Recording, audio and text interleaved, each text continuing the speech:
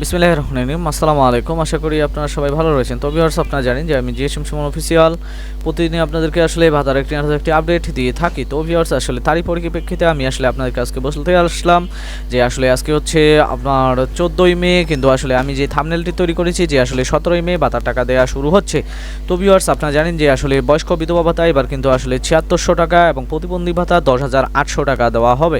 তো ভিউয়ার্স, আসলে টাকার পরিমাণটা কেন এত বেশি হবে এই বিষয়টা আসলে জানা আপনাদের জন্য জরুরি। কারণ ভিউয়ার্স, আমি কিন্তু আপনাদেরকে বলেছিলাম যে আসলে ভাতার টাকা এবার কিন্তু বিভিন্ন ধরনের বিভিন্ন মাত্রার হয়ে থাকবে। কারণ ভিউয়ার্স, আপনারা অবগত রয়েছেন যে আসলে প্রথম কিস্তিতে বয়স্ক বিধবা ভাতা এটা কিন্তু আসলে 1900 টাকা এবং প্রতিবন্ধী ভাতা 2700 টাকা দেওয়া হয়েছে। তো ভিউয়ার্স, এখন কেন আসলে মনে করেন যে হচ্ছে চতুর্থ কিস্তিতে এসে আপনাদেরকে এই 7600 টাকা এবং হচ্ছে 10,800 টাকা দেওয়া হবে। আর এই টাকাটা কে পাবে তার আগে জানার আগে অবশ্যই আপনারা যারা আমার চ্যানেলটি সাবস্ক্রাইব করেছেন তাদেরকে অসংখ্য ধন্যবাদ। আর যারা এখনও সাবস্ক্রাইব করেননি তারা সাবস্ক্রাইব করে পাশে থাকা বেল আইকনটি বাজিয়ে রাখবেন।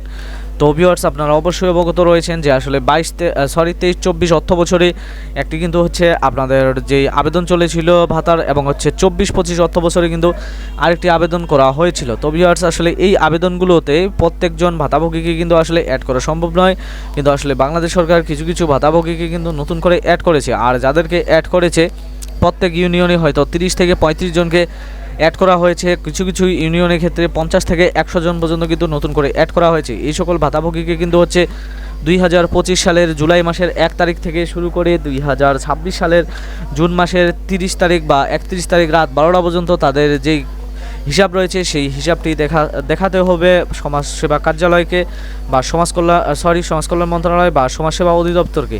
তো ভিউয়ার্স, আমি যদি আপনাদেরকে সরাসরি হিসাবে নিয়ে যাই তাহলে আপনারা হচ্ছে যদি বয়স্ক ভাতাটা হিসাব করেন আপনি ভাতার টাকা পান 1900 টাকায়। এটা কিন্তু হচ্ছে আপনার 3 মাসের টাকা। তাহলে আমি যদি ভাগ দিই 3 দিয়ে তাহলে হচ্ছে 633 টাকা এবং হচ্ছে গুণ এখানে আমি যদি দেই আপনাদেরকে 1900 টাকা নয় 1950 টাকা সম্ভবত আপনাদের ভাতার টাকাটা 650 যোগ হচ্ছে আপনার 650 গুণ হচ্ছে 3, 650 গুণ হচ্ছে 3। তো এটা যদি আমরা গুণ করি তাহলে হচ্ছে 1950 টাকা। তো এই 1950 টাকা আমরা যদি ভাগ দেই হচ্ছে আপনার 3 দিয়ে তাহলে আমরা পাবো হচ্ছে 650 গুণন হচ্ছে আপনার 12 মাসের টাকা আপনি পাচ্ছেন, তাহলে হচ্ছে কত 7,800 টাকা। অর্থাৎ আপনি হচ্ছে যদি বয়স্ক ভাতা বা বিধবা ভাতা নতুন করে এসে থাকেন অর্থাৎ নতুন ভাতাভোগী হয়ে থাকেন তাহলে কিন্তু আপনি পাবেন হচ্ছে 7800 টাকা অর্থাৎ 7,800 টাকা। আমার থাম্বনেলে এখানে লিখতে ভুল হয়ে গেছে।